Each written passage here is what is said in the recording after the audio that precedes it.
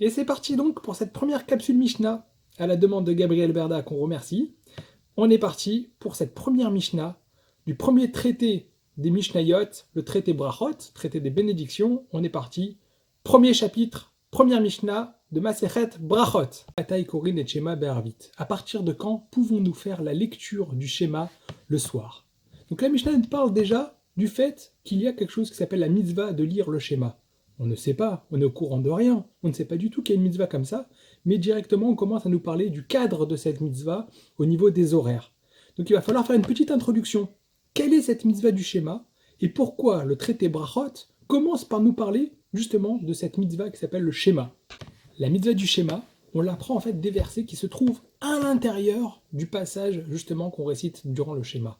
Vedibar tabam, tu en parleras, shorbecha ufkumecha, lorsque tu te coucheras ou lorsque tu te lèveras. Il y a une nécessité de parler de cette chose à tous les instants de la vie. C'est de là qu'on apprend la mitzvah, le commandement, de lire le schéma 2 fois par jour, le soir, le shorbecha, ufkumecha, et le matin. Donc il y a une mitzvah de lire le schéma le soir et le matin. Qu'est-ce que c'est que le schéma? Pourquoi on a cette mitzvah de le réciter? Qu'est-ce qu'il y a à l'intérieur du schéma? Dans le schéma, il y a Shema Israël, Hachem Elokeinu, Hachem Echad, écoute Israël. Hachem est notre Dieu, Hachem est un. C'est-à-dire qu'on proclame l'unicité de Dieu. Qu'est-ce que ça veut dire proclamer l'unicité de Dieu? Il faudrait faire un cours entier, justement juste pour expliquer qu'est-ce que ça veut dire l'unicité de Dieu.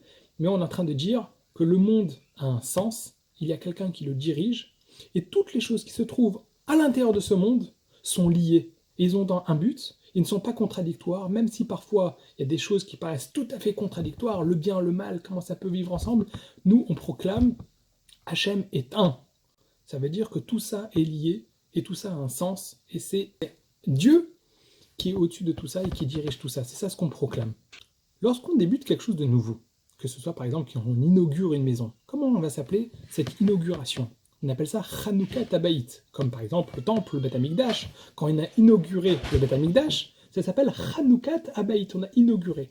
Le mot Chanukah vient aussi du mot Chinour. Chinour, c'est l'éducation. C'est la direction, quand on donne une direction à quelque chose. Donc quand on inaugure quelque chose, on donne aussi une direction pour toute l'existence de cette chose. C'est l'éducation, la direction qu'on va montrer, la marche à suivre qu'on va montrer à cette chose. C'est vrai que parfois, même si on va utiliser cette chose sans forcément penser à l'impulsion qu'on a voulu donner, mais finalement le fait d'avoir donné une impulsion au début, ça marque cette chose. Quand on va commencer la Mishnah, première chose qui est très importante, pour ça qu'on commence par le Masechet Brachot, par la mitzvah du schéma, c'est qu'avant tout il faut savoir l'unicité de Dieu, qui est en réalité le commandement le plus important pour toute la Torah. Parce que finalement, tout ce qu'on va faire, toutes les mitzvahs, tous les commandements qu'on va réaliser, ça sera sous ce sujet-là qui est l'unicité de Dieu. Tout a un lien, tout est sous la direction d'Akadosh Baruch Hu, de Dieu. D'ailleurs, quand on parle de proclamer l'unicité de Dieu, c'est très intéressant parce que le mot utilisé dans la Mishnah, quand on a commencé, on a dit Me matai korin et shema. À partir de quand? Korin, on lit. Normalement, on aurait pu dire par exemple Me matai omrim et shema. À partir de quand on dit le schéma? On pourrait dire voilà, c'est quelque chose à dire. Mais là, le mot qui est utilisé, c'est korim. Korim, ça peut avoir 4 sortes de sens, comme nous l'explique le commentaire, le Tiferet Israël. Il y a par exemple Kriyat Shem. Quand un enfant est né, on lui fait Kriyat Shem, on lui donne un nom, c'est-à-dire qu'on l'appelle, on le nomme. Ça, c'est une des façons de dire Korim, on appelle. Il y a aussi quelqu'un, on va appeler quelqu'un qui est loin, on veut l'appeler pour qu'il se rapproche ou pour lui attirer son attention, ça s'appelle Korim, on appelle cette personne. Ça, c'est le deuxième sens qu'on donne. Il y a aussi un troisième sens, c'est Korim dans le sens où on lit. On lit, c'est-à-dire on lit, ça peut être à voix basse. Je prends un roman, je lis. Je prends une page, je la lis. Ça s'appelle Korim. Il y a le quatrième sens, et le Tiferet Israël va expliquer que c'est comme ça qu'il faut comprendre notre Mishnah. Mais Matai Korim, Korim dans le sens proclamé. C'est-à-dire que le schéma, il doit être prononcé. Il ne faut pas juste le lire. Il faut être prononcé. Parce qu'en réalité, la mitzvah du schéma, c'est de proclamer l'unicité de Dieu dans le monde. Et ça, c'est important que ce soit exprimé. Donc c'est pour ça qu'il faut comprendre Mematai Korin, la vraie traduction, comme nous l'explique le Tiferet Israël, c'est à partir de quand, donc ça veut dire l'horaire, à partir de quand on peut proclamer la mitzvah du schéma, proclamer donc l'unicité de Dieu. Et ça, donc ça sera les 2 fois, le soir et le matin. Une petite question qui est demandée dans la Gemara très rapidement. Pourquoi on commence par le soir et pas par le matin? Après, on a dû commencer par le matin plutôt que le soir. Alors, c'est parce que dans le verset qu'on a cité, Vedibarta Bam, etc., Beshor Becha of Kumecha, tu parleras, tu diras cette chose le soir et le matin. Pourquoi c'est le soir? C'est pas écrit le soir, c'est écrit Beshor Becha au moment du coucher, ou Kumecha et au moment du matin.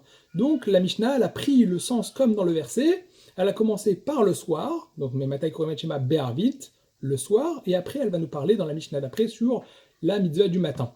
Mais il faut savoir aussi que dans la tradition juive, la journée, un jour, commence pas par le matin, mais commence par le soir. Comme dans la création du monde, c'est écrit Vayi Erev, Vayi Voker, il y a eu le soir, il y a eu le matin, Yom Echad. Le jour commence toujours à partir de la tombée de la nuit, donc c'est-à-dire le soir. Le passage d'un jour à l'autre, ça se fait le soir. Donc, si on devait commencer, selon la création du monde, comme la tradition juive nous le dit, on commence d'abord par le soir, et après par le matin, Vayi Erev, Vayi Boker, et c'est d'ailleurs ce qui est marqué dans la Mishnah, Ufshor Becha, Ufkumecha, lorsque tu te couches et tu te lèves, c'est pour ça que notre première Mishnah va parler d'abord de la mitzvah de lire le schéma le soir avant le matin. Après cette introduction, on peut passer maintenant à l'aspect plus technique de la Mishnah. Donc comme on a dit, c'est délimité par un cadre horaire. La mitzvah de lire le schéma, c'est délimité par un cadre horaire, le début et la fin. Alors le début, tout le monde va être d'accord dans la Mishnah. Là où il va y avoir débat entre les Tanaïm, les Rabbanim de la Mishnah, ça va être sur la limite, l'horaire limite pour pouvoir lire le schéma. Mais Matai Korin et Shema Be'arvit, à partir de quand on peut lire le schéma le soir, donc l'horaire de début, Misha'a, Shea Kohanim, Nichnasim, Le'echol Bitrumatan. L'horaire de début pour lire le schéma, c'est quand? C'est au moment où les Kohanim, les prêtres, entrent pour manger la Trouma. Donc le début, c'est l'horaire où les Kohanim, les prêtres, mangent la Trouma. La Trouma, c'est quoi? C'est une partie de la récolte qu'on donne aux Kohen. Donc on doit faire un prélèvement de notre récolte, donc le blé, etc. Et on doit le donner aux prêtres. C'est ça la Trouma. Est-ce qu'il y a un horaire de début pour manger cette Trouma? Il y a un horaire précis où tous les Kohanim qui ont reçu ce prélèvement peuvent consommer cette Terouma? Non, il n'y a pas un horaire. Alors qu'est-ce que c'est que cette Mishnah qui nous dit à partir du moment où les Kohanim peuvent rentrer manger la Terouma? Et à part ça, ça voudrait dire quoi? Ça veut dire que pour commencer à lire le schéma, il faut pouvoir avoir un Kohen qui va manger sa Trouma à côté pour pouvoir vérifier. Qu'est-ce que c'est que cette phrase dans la Mishnah? Pourquoi la Mishnah nous dit à partir du moment où les Kohanim mangent la Trouma? En réalité, la Mishnah nous parle d'un moment précis que tout le monde, tous les juifs normalement sont censés connaître. C'est ce qu'on appelle la sortie des étoiles, Tset Akochavim, qui est en réalité le passage d'un jour à l'autre. Tset Akochavim, la sortie des étoiles. C'est ce qu'on regarde lorsque Shabbat est terminé, on vérifie est-ce qu'il y a les 3 étoiles, etc., etc. C'est l'heure de la sortie de Shabbat. C'est l'heure de la tombée de la nuit en réalité. Alors si c'est un horaire précis, la question qu'on se pose, c'est quoi cette phrase dans la Mishnah? Misha'a Kohanim Nichnasim Lechol Bitrumatan. Au moment où les Kohanim rentrent pour manger la Trouma. On n'aurait pas pu tout simplement nous dire à la tombée de la nuit, à la sortie des étoiles.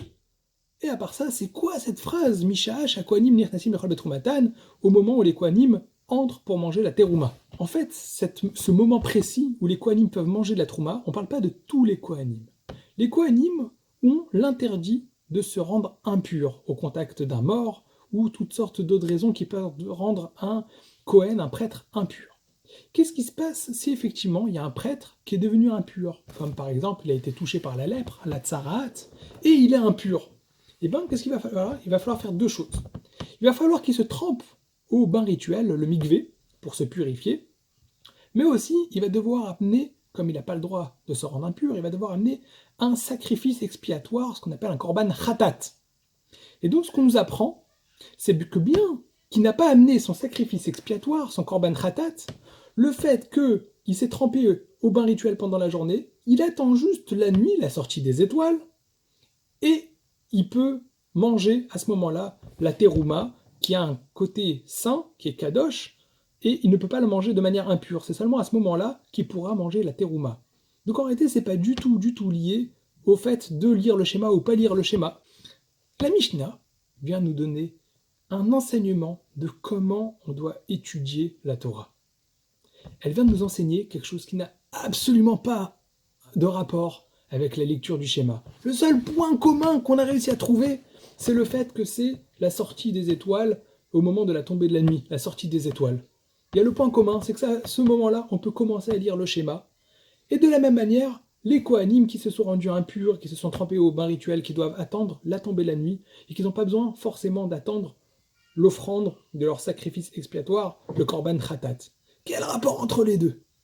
Mishnah vient nous apprendre quelque chose de fondamental dans l'étude de la Torah, ce qu'on appelle le Hama à la Torah. Un maître doit enseigner toujours sa Torah à son élève, Bederer Ktsara, de manière succincte. À lui d'aller faire les efforts après de le comprendre. Avec un élément. On vient de nous enseigner qu'on peut lire le schéma à la sortie des étoiles, à la tombée de la nuit. Mais la Mishnah, elle a voulu, dans sa première Mishnah, nous enseigner quelque chose de fondamental, que si on peut donner un autre enseignement, même qu'il n'a aucun rapport, au passage, en une phrase, donner plusieurs enseignements, à nous, après, en étudiant, de décortiquer le texte, d'essayer de comprendre, de s'investir, de rentrer à l'intérieur du texte et comprendre tous les enseignements qu'on peut tirer.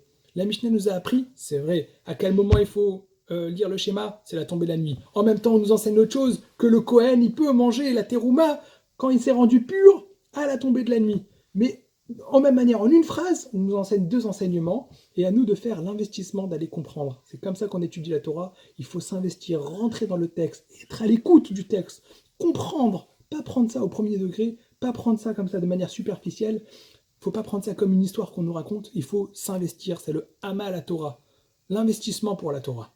Au final, à partir de quand on peut lire le schéma? Le soir, à la tombée de la nuit, Tzat Kochavim. Passer maintenant aux trois avis sur la limite horaire pour pouvoir faire la lecture du schéma. Atsof Hashmura Arishona d'Ivrei Rabbi Eliezer. Jusqu'à la fin de la première garde, ce sont les paroles de Rabbi Eliezer. Qu'est-ce que c'est que cette première garde? On va voir ça dans la suite. Vachachamim omrim atratzot, nos sages disent, leur limite c'est le milieu de la nuit chatzot, c'est pas minuit 00 heure, hein, c'est chatzot, c'est le milieu de la nuit, selon ce qu'on appelle les shaot zmaniot. Rabban Gamliel Omer, ad sheyale amud hashachar. Rabban Gamliel dit, jusqu'à que se lève la colonne du matin, c'est-à-dire jusqu'au lever du jour. Donc Rabban Gamliel dit, la limite c'est jusqu'au lever du jour, donc on a d'après Rabban Gamliel toute la nuit, depuis la sortie des étoiles jusqu'au lever du jour, pour lire le schéma.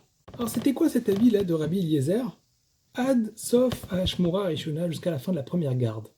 La Gemara nous explique que c'est quoi ces gardes? C'est les gardes des anges. Pendant la nuit, il y a des changements de garde d'anges. D'accord? Il y a 3 gardes d'anges. Donc en réalité, on partage la nuit en 3. Donc comme on a dit, on parle des Shaot Zmaniot. Hein? Donc la nuit est partagée en 12 heures. Donc en fait, c'est la 4e heure. Au bout de la 4e heure, puisque 12 divisé par 3, comme tout le monde sait, ça fait 4. Donc au bout de 4 heures, pourquoi la Mishnah n'aurait pas pu nous dire tout simplement que l'heure limite de la lecture du schéma, selon Rabbi Eliezer, c'est la 4e heure de la nuit? Non, encore une fois, Hama la Torah, on vient pour nous donner des enseignements au passage, c'est-à-dire que de la même manière qu'il y a des gardes célestes, c'est-à-dire au niveau des cieux, il y a des anges qui se changent, il y a des changements de garde, et bien il y a des signaux à l'intérieur du monde, au niveau du physique, qui nous montrent ce changement de garde, et la Gemara nous dit les 3 signes pour voir les changements de garde, les 3 changements de garde. C'est pour ça qu'on nous enseignait au passage, pour nous donner un petit enseignement. Qu'est-ce que ça veut dire? Il faut aller approfondir là-bas dans le Talmud, dans la Gemara. Là, on est en train de faire juste la capsule au niveau de la Mishnah de manière succincte. On a donc l'avis de Rabbi Eliezer, limite de l'heure du schéma, 4e heure de la nuit. Chachamim, eux, ils nous disent, c'est quoi la limite de l'heure du schéma? C'est minuit. C'est-à-dire minuit, encore une fois, pas dans le sens 00 heure, mais le milieu de la nuit.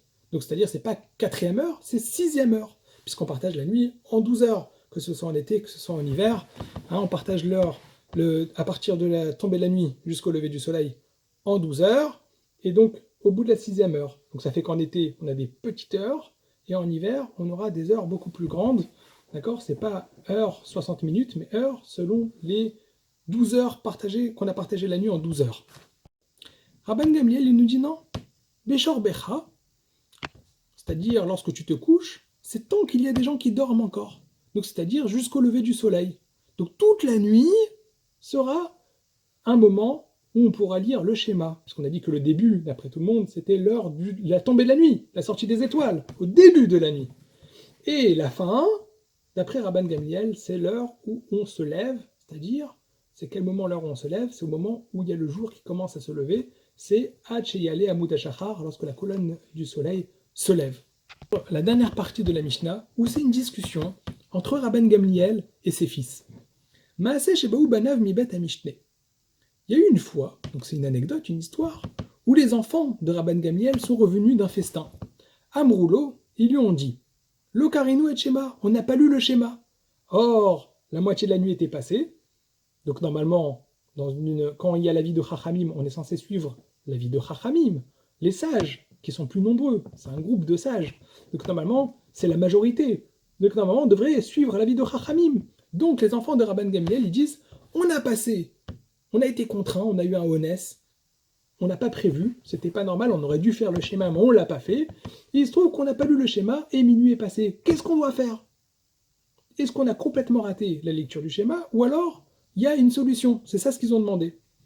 Amar Lahem, il leur a répondu Imlo ala Amud HaShachar, chayavim atam likrot. Si le jour n'a pas commencé à se lever, donc il n'y a pas eu Olat HaShachar, le lever de la nuit et de la nuit, vous êtes encore redevable, vous êtes encore obligé de lire.